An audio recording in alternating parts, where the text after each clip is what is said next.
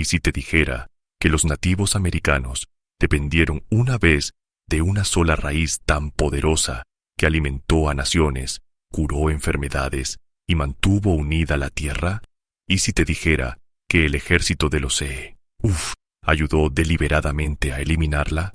Esto no es un mito, no es folclore, es historia que fue enterrada. Una planta tan importante que meses y ciudades enteras fueron nombrados en su honor, tan resistente que crecía donde nada más podía, tan nutritiva que superaba a las patatas sin granjas, fertilizantes ni riego. Luego vinieron las políticas, las armas, los arados y la hambruna intencionada. Hoy esta raíz está casi extinta, sobreviviendo solo donde la tierra nunca fue tocada. Quédate conmigo y suscríbete, porque esta misma historia, podría restaurar tu fe en milagros que nunca debimos olvidar. Una sola raíz, 7 veces más proteína que una patata, almacenada durante años sin pudrirse, trenzada en cuerdas y colgada en las viviendas de las llanuras. Los Lakota le dieron nombre a un mes entero: Tempsilla Itkawi, la luna cuando madura. La capital de Kansas toma su nombre de esta planta, Topeka, un buen lugar para cavar. Luego llegó 1870. El general Philip Sheridan se presentó ante el Congreso. «Destruyan a los búfalos», dijo. «Destruyan la intendencia de los indios». El presidente Grant vetó todos los proyectos de ley de protección. 60 millones de búfalos cayeron entre 1870 y 1890. La pradera fue labrada, el 99,9%, desaparecida. Con ella se fue la planta que podría haber detenido el Dust Bowl, la planta que mantenía el suelo unido con raíces que se hundían 6 pies de profundidad, la planta que fijaba nitrógeno, mientras todo lo demás empobrecía la tierra. Si encuentras una creciendo silvestre hoy, estás parado en un terreno que nunca ha sido cultivado, ni una sola vez, nunca. Un marcador de lo que destruimos. En 1804, Lewis y Clark se detuvieron en una aldea Mandan en lo que se convertiría en Dakota del Norte. El barquero francés le dio un nombre, Pomme Blanche, que significa manzana blanca. William Clark escribió en su diario que los osos grizzly la desenterraban con pasión. Las mujeres Lakota enseñaban a sus hijos un juego. Los nabos de la pradera se señalan entre sí. Cuando encuentras uno, mira hacia donde apuntan las ramas y corre en esa dirección para encontrar el siguiente.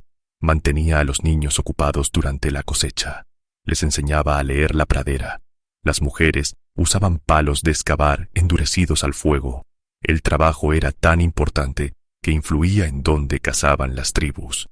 Elegían territorios en parte basándose en dónde crecía Temps. De mayo a julio, cuando las flores moradas se elevaban sobre la hierba, era tiempo de cosecha. Demasiado temprano, las raíces permanecían blandas. Demasiado tarde, la planta se rompía a nivel del suelo y se caía, esparciendo semillas. Las raíces se cortaban en rodajas y se secaban al sol. Luego se trenzaban en cuerdas usando las largas raíces principales. Se colgaban en los tendedores de carne junto a las tiras de búfalo. Algunas se molían hasta convertirlas en harina. Otras se intercambiaban con los aricara por maíz y con los mandan por calabaza. Este es el nabo de la pradera, Pediomelum esculentum. Los Lakota lo llaman Timpsila. Los Dakota lo llaman tipina. Los Blackfoot lo nombraron Okonoke. Era la planta más importante de su cultura. En la leyenda Blackfoot, una mujer se casó con la estrella de la mañana y vivió en el cielo. Ella desenterró una raíz de nabo. El agujero se abrió debajo de ella. Ella cayó de nuevo a la tierra, llevando la planta, un regalo para su gente. En la danza del sol Blackfoot, el ritual de apertura intercambia un paquete que contiene raíces de nabo de la pradera. Algunos bailarines usan tocados hechos completamente de raíces y tallos trenzados. La nutrición, 7% de proteína. La patata tiene 2%, casi 4 veces más del 50% de carbohidratos, en su mayoría complejos. No elevan el azúcar en la sangre como lo hace el almidón de patata. Los Lakota sabían esto antes de que existiera el índice glucémico, 17.g de vitamina C por cada 100 gramos. En invierno, cuando la dieta de las llanuras era carne seca y poco más, esto detenía el escorbuto. Lewis y Clark sobrevivieron en parte gracias a los nabos de la pradera secos que intercambiaban con los pueblos indígenas calcio, hierro, magnesio, zinc. Las raíces secas duraban años. Se molían hasta convertirlas en harina, que nunca se estropeaba. Se hervían en papilla, que trataba las úlceras estomacales. La gente sobrevivía solo con nabo de la pradera, cuando no quedaba nada más. Pueblos indígenas, colonos blancos, ambos. La puntuación de calidad de la proteína, con el huevo establecido en 100, resultó ser 36. No alta, pero esto era silvestre.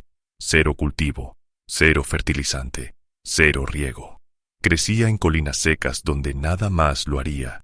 Suelo rocoso sobre caliza. Los agricultores consideraban la tierra inútil. Luego el ejército. En 1875, el general Philip Sheridan se dirigió a una sesión conjunta del Congreso. «Masacren a los búfalos», dijo. «No por comida, no por pieles, para someter a los indios de las llanuras por hambre. Estos hombres», dijo, refiriéndose a los cazadores de búfalos, «han hecho más en los últimos 2 años para resolver la espinosa cuestión india de lo que todo el ejército regular ha hecho en los últimos 40 años. Están destruyendo la intendencia de los indios». Cuando Texas intentó proteger a los búfalos, Sheridan lo bloqueó personalmente. «Envíenles pólvora y plomo», dijo. «Para una paz duradera, déjenlos matar, despellejar y vender hasta que los búfalos sean exterminados. Luego sus praderas podrán ser cubiertas con ganado manchado». El presidente Grant vetó todos los proyectos de ley de protección federal. Los vetó de bolsillo. Esto no fue un accidente. Esto fue una política. El secretario del Interior Columbus Delano escribió en su informe anual: «No lamentaría seriamente la desaparición total del búfalo de nuestras praderas occidentales, considerándolo un medio para acelerar su sentido de dependencia de los productos del suelo. Las manadas murieron primero. Las llanuras centrales para 1872, las llanuras del sur para 1879, las llanuras del norte para 1884, de 60 millones a menos de 1,000 en 20 años. Luego vinieron los arados, la Ley de Asentamientos Rurales, Homestead Act, de 1862, 160 acres para cualquiera que se asentara por 5 años. Millones de acres de pradera que nunca habían sido tocados en 10,000 años pasaron bajo cuchillas de acero. Cada acre arado destruyó cada nabo de la pradera en él. La planta tarda de 2 a 4 años en madurar a partir de la semilla. No puede sobrevivir al laboreo. No puede volver a crecer a partir de fragmentos. Los nabos de la pradera solo crecen donde la tierra nunca ha sido labrada. Son marcadores de la pradera original. Para 1900, el 99,9% de la pradera de pastos altos había desaparecido. Ley de asignación de Dawes de 1887. Las tierras de las reservas se dividieron en parcelas individuales. El objetivo declarado era convertir a los indios en familias agrícolas propietarias de tierras. El resultado real fue más pradera arada y más nabos destruidos. Los Lakota y Dakota, que intentaron cosechar, se encontraron en reservas donde la tierra había sido arada para el trigo y el maíz. Los terrenos de recolección habían desaparecido. A finales del siglo XIX, el nabo de la pradera fue reemplazado por raciones del gobierno. Harina blanca, azúcar blanca, queso procesado, los alimentos que crearon el fry bread. El fry bread no es tradicional. Es lo que sucede cuando destruyes un sistema alimentario y lo reemplazas con raciones de productos básicos. Los científicos intentaron recuperarlo. Las plantaciones de jardín y las pruebas de domesticación fracasaron. El nabo de la pradera evolucionó para una pradera dura y seca. Necesita suelo rocoso bien drenado, pleno sol y mínima agua.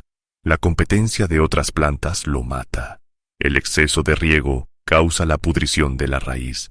Crece desde Manitoba hasta Texas pero solo en terrenos sin cultivar, el tipo de terreno que apenas existe.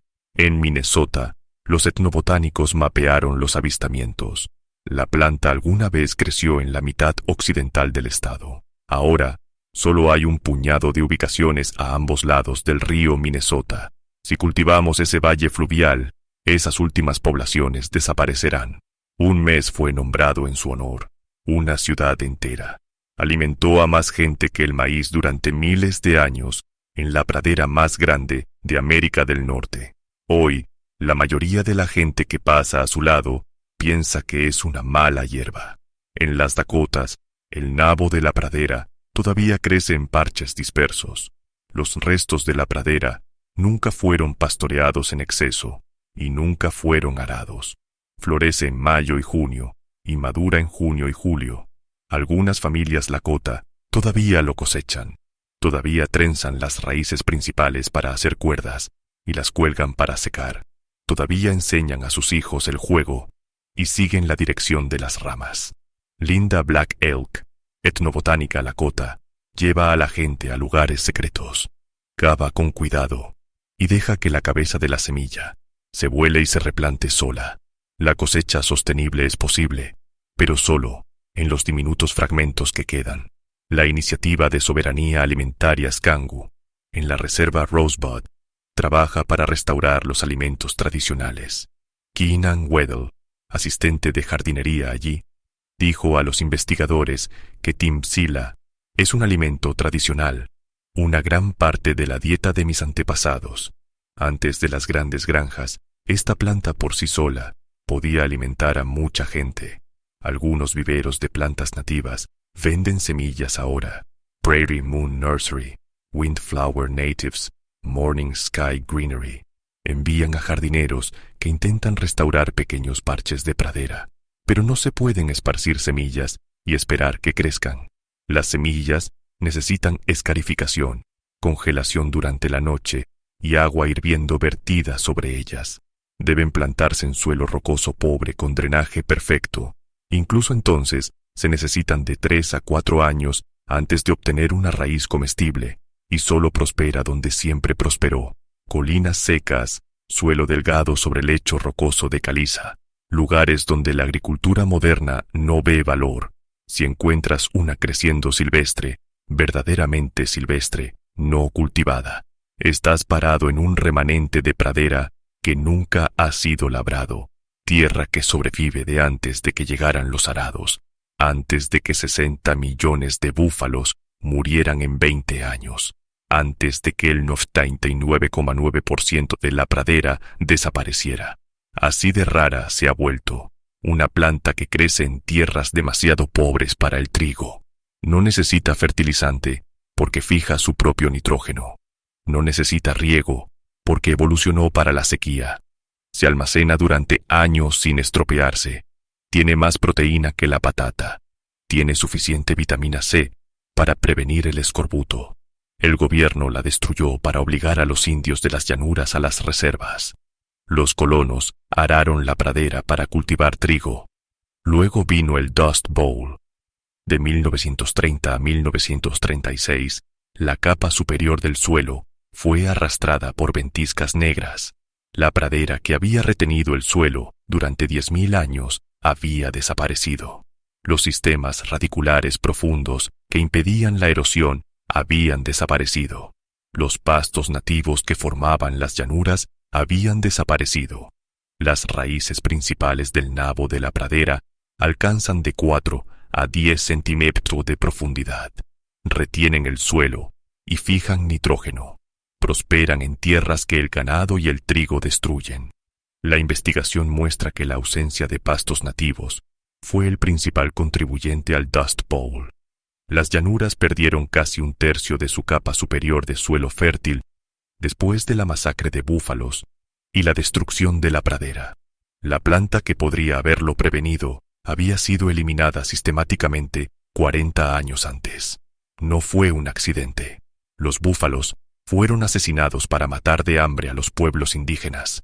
Sheridan lo dijo. Grant vetó los proyectos de ley de protección. La pradera fue arada para crear granjas. La ley de asentamientos rurales lo incentivó. La ley Dawes lo forzó.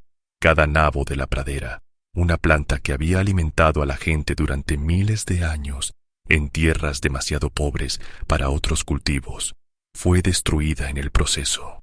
La gran agricultura vende la historia de que la agricultura industrial alimenta al mundo, que necesitamos pesticidas y fertilizantes y riego y maquinaria masiva para sobrevivir.